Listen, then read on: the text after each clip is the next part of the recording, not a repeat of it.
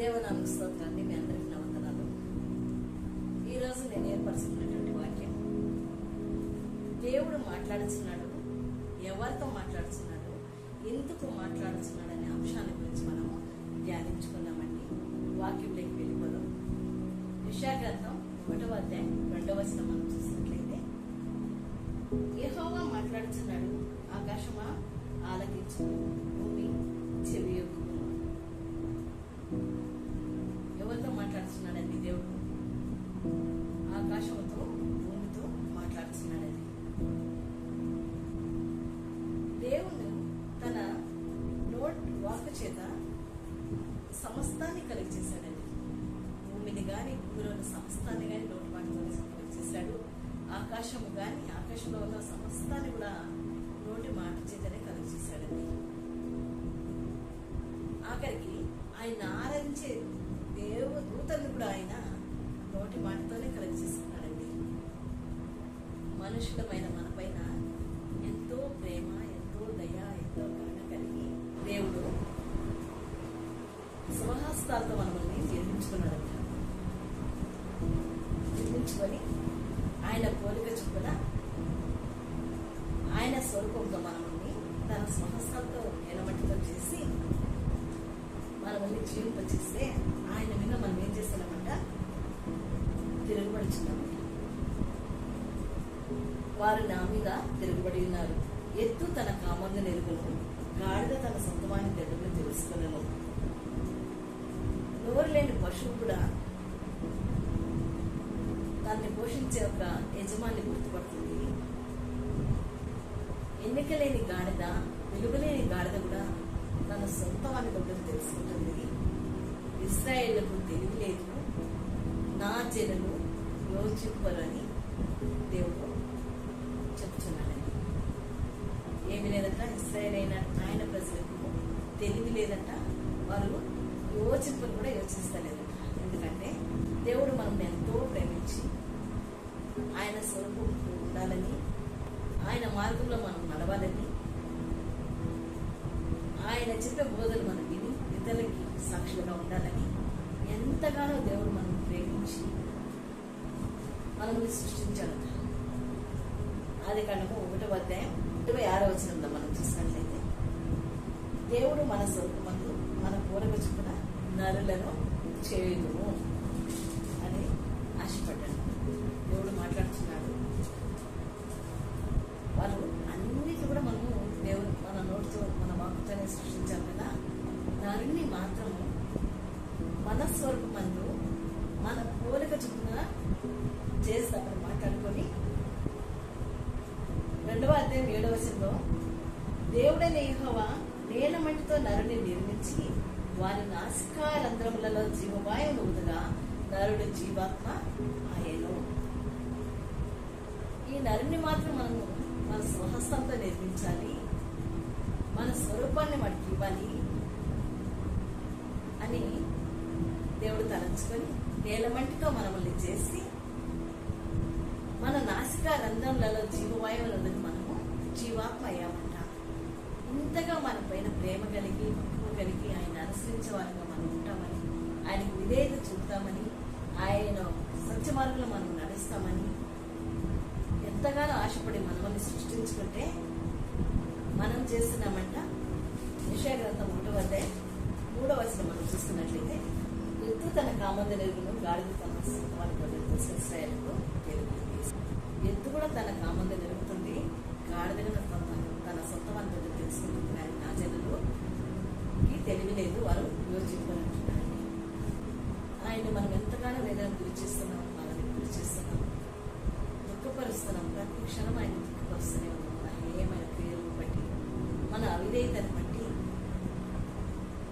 మనము రక్షకుడు గుర్తించకుండా మనం జీవం ఇచ్చిన దేవుణ్ణి మనం దోసివేసి అన్నిల ఆచారాలు విచారాలు కొని లోకంలో మనం నడుస్తూ మనకి ఇంకా యవ్వనం ఉంది, వయస్సు ఉంది, ఆస్తిపాస్తులు ఉన్నాయి, అంతస్తులు ఉన్నాయి, ధన సంపదలు ఉన్నాయి, ఇప్పుడే మనం దేవుడికి లోబడాలి అని దేవుడిని వ్యతిరేకించి మనం లోకాశక్తులు కూర్చున్నామంట.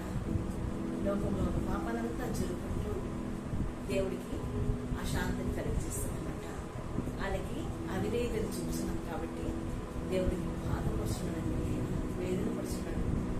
అంతేకాకుండా నరుని హృదయం ఆలోచన చిన్నప్పుడు ఇంకా చెడ్డదే. అందుకని దేవుడు అంటున్నాడు, నరులను చూసినందుకు దేవుడు హృదయం ముందు నొచ్చుతున్నాడు.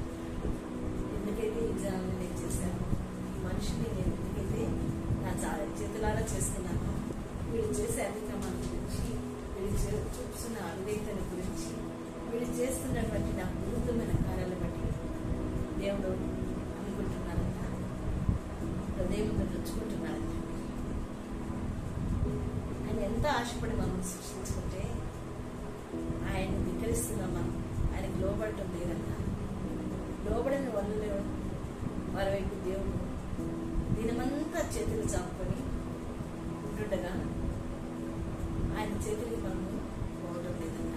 విశాలమైన లోకాన్ని చూసి విశాలమైన మార్గం ఎన్నుకొని అందులో ప్రవేశిస్తున్నాం, కానీ దేవుడి దగ్గరికి మనము వస్తలేదు. దేవుడు అంటున్నాడు, నన్ను ఆరాధించు, ఆత్మతో సత్యంతో నన్ను ఆరాధించాలంటే మనం ఏం చేస్తున్నామంట, విలువైన బైబిల్ మన చేతిలో ఉంటున్నది. మంచి మందిరానికి మనం వెళ్ళించినాం, ఎంతగానో బోధించే బోధకులు మనకున్నారు, సత్యమైన మార్గంలో మనం నడిపించే బోధకులు ఉన్నారు. అయినా కూడా మనము అసత్యాన్ని ప్రేమిస్తున్నాం, వాక్యాన్ని వినకుండా మన చెవులు మూసుకుంటున్నామట. హృదయంలోనికి వాక్యాన్ని చేర్పించుకుంటూ లేదు. కాబట్టి దేవుడు కూడా మన పైన కోపం వస్తున్నాడు. కోపం వచ్చి దేవుడు ఏం చేస్తున్నాడంటే, నేను ఈ విధంగా నాకు అవిధేయతలుగా ఉన్నాను కాబట్టి నేను నా నోట నుండి మిమ్మల్ని నిండు వేస్తానని చెప్తున్నానండి. అంతేకాకుండా మీకు శ్రమలు వచ్చినప్పుడు, బాధలు వచ్చినప్పుడు, వేదనలు వచ్చినప్పుడు, రోగాలు వచ్చినప్పుడు, భయం మీకు కలిగినప్పుడు నా దగ్గరికి అప్పుడు మీకు పరిగెత్తుకొని వస్తాం కదా, అప్పుడు నేను ఈ విధంగా ఉంటానని మనకి దేవుడు హెచ్చరిస్తున్నాడు. అదే యెషయా గ్రంథం 1వ అధ్యాయం 15వ వచనాన్ని మనం చూసుకున్నట్లయితే, మీరు మీ చేతులు చాపినప్పుడు మిమ్మల్ని చూడక నా కన్నులు కప్పుకున్నాను, మీరు బహుగా ప్రార్థన చేసినను నేను వినను. శ్రమలు వచ్చినవని, బాధలు వచ్చినవని, రోగాలు వచ్చినవని దేవా మమ్మల్ని చూడు, మమ్మల్ని శ్రమలు దూరపరచు, మా బాధలు ఇంకా దూరపరచు, మా రోగాలను నివారించమని మనము చేతులెత్తి ప్రార్థిస్తుంటే ఆయన కన్నులు ఆయన కప్పుకుంటున్నాడు. మీరు బహుగా ప్రార్థన చేసినాను నేను వినను అని చెప్తున్నాడండి. గుండెలు బాదుకొని దేవుడి దగ్గరకు వచ్చి ఎంతగానో ప్రార్థించినా మన ప్రార్థన ఆయన వినడంట. కరుణగల దేవుడు మనకి ఏం చెప్పాడంటే, విననేరక ఉండినట్లు నా చెవులు మన్నగిలలేదు, రక్షింపనేరక ఉండినట్లు నా హస్తాలు పుచ్చకాలని దేవుడు చెప్తుంటే మనం ఏం చేస్తాము, అవిధేయత వలన మనము అంత లోకాశకు ముట్టిపోయి ఆఖరికి దేవుడి దగ్గరికి వచ్చినప్పుడు మనం చేతులు ఎత్తినప్పుడు దేవుడు మనల్ని చూడడంట. ఎంతగా మనం ప్రార్థించుతాం, మన ప్రార్థనని ఆలకించడంట. సామెతల గ్రంథము 1వ అధ్యాయం 24వ వచనం మనం చూసినట్లయితే, నేను పిలువగా మీరు వినకపోతే, నా చేయి చాపగా ఎవరనూ లక్ష్య పెట్టకపోయి, నేను చెప్పిన బోధ ఏమీ మీరు వెనుక తోసివేస్తుంది, నేను గద్దింపగా లోపడకపోతుంది. కాబట్టి మీకు అపాయం కలిగినప్పుడు నేను నవ్వెదను. ఇప్పుడు కూడా దేవుడు ప్రయాసపడి భారం వస్తున్న సమస్త జిల్లాల నాయకులని నేను విశ్రాంతి కలిగిస్తాను. నా మార్గంలో మీరు నడవండి, నా వాక్యాన్ని మీరు చేరుపట్టండి, నాకు విధేయత కలిగి మీరు జీవించండి. ఎంత చెప్పినా కూడా మనం అవి చెవులు వేసుకోకుండా మనం అవిధేయత కలిగి దేవుని ధిక్కరించి నడిచి ఆఖరికి అన్ని కోల్పోయిన దేవుడి సన్నిధికి వస్తుంటే దేవుడు అంటున్నాడు, నాకు మీరు ఎంతగా నన్ను పిలిచినా కూడా నేను మీ మాటకి నేను వినను, మీరు చాపగా నేను లక్ష్య పెట్టను, నేను చెప్పిన బోధ ఏమీ మీరు వెనుక తోసివేసింది కనుక ఇప్పుడు నేను మీ మాట కూడా వినను. నేను గద్దింపక మీరు లోపడకపోతే కనుక మీ ప్రార్థన నేను కూడా నేను వినను. అపాయము మీ మీదకి వచ్చినప్పుడు నేను నవ్వేదను ఉంటున్నానండి. అంతేకాకుండా మీకు భయం వచ్చినప్పుడు నేను అపహాస్యం చేసేదను. భయము మీకు తుఫాను వలె వచ్చినప్పుడు, సుడిగాలి వచ్చినప్పుడు, మీకు అపాయం కలిగినప్పుడు, మీకు కష్టము దుఃఖమును ప్రార్థించినప్పుడు నేను అపహాస్యం చేస్తుందను. ఎప్పుడైతే మీకు దుఃఖం వస్తున్నదో, ఎప్పుడైతే రోగాలు వచ్చినాయో, ఎప్పుడైతే మీకు అసంతోషం వస్తున్నదో, ఎప్పుడైతే మీకు భయం మీ మీదకి వస్తుందో, అప్పుడు నేను అపహాస్యం చేస్తాను. అప్పుడు వారు నన్ను గురించి మొరపెట్టిండ్రు కానీ నేను వారికి ప్రత్యుత్తరం ఇవ్వను. ఎంత కరుణగల దేవుడైతే మీరు ఎప్పుడు ప్రార్థించినా, ఎక్కడ ప్రార్థించినా నీ ప్రార్థనకు నేను సమీపంలో ఉండి శోధనలు వేదనిక నేను విడిపిస్తానని చెప్పినటువంటి దేవుడిని మనము మన అవిధేయత వల్ల దేవుడిని దూరపరిచినప్పుడు మనం ఎంతగా ప్రార్థించినా కూడా ఆయన మన మొరను ఆయన ఆలకించినట్టు. ఎంతో శ్రద్ధగా మనం దేవుడిని వెతుకుతామంటే కానీ ఆయన మనకి కనబడటండి. ఇలాంటి స్థితి మనకి కావాలన్నా, లేక దేవుడి మాటకి విధేయత కలిగి దేవుడిని ప్రేమించే వారిగా ఆయన అనునిత్యం ఆయన సన్నిధిలో ఉండి ఆయన మేలులు పొందుకొని ఆయనలో మనం ఉండి జీవించాలని మనం ఆశపడాలి. కానీ ఆయనకి విరోధులయ్యి ఆయనకి అవిధేయత చూపిస్తూ ఆయన శాపానికి మనం గురయ్యి ఆయన ఇంకా మనం దూరమయ్యి నష్ట జీవితాన్ని మనం తీసివేసుకొని మంచి జీవితాన్ని, ఆనందకరమైన జీవితంలో దేవుడిని వెంబడిస్తూ మనమందరము సాగుగాక. దేవుడి ఈ వాక్యాన్ని దీవించినగాక. విన్న మీ అందరికీ నా హృదయపూర్వక వందనాలు చెల్లిస్తున్నానండి. నా పేరు షారా అండి. నేను బెంగళూరులో నివసిస్తున్నాను. నాకు ఈ రీతిగా దేవుని వాక్యం పంచుకోవాలని చాలా ఆశతో ప్రతినిత్యం నేను ఎంతగానో దేవుడి సన్నిధిలో అడిగితే ఇప్పుడు ద్వారాలు తెరిచానండి. దేవుడు నాకు తెలిసిన వాక్యం మీ దగ్గర పంచుకున్నాను.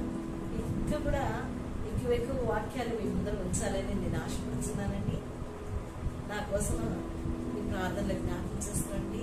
దేవుడి సన్నిధిలో నేను వాడబడాలని, ఇంకా స్త్రీల మధ్య మీ అందరికీ నేను వాక్యం బోధించాలని ఆశపడుతున్నాను. నా ఆశను దేవుడు ఫలింప చేయనుగాక. దేవుడు మీ అందరినీ దీవించునుగాక. వందనాలండి.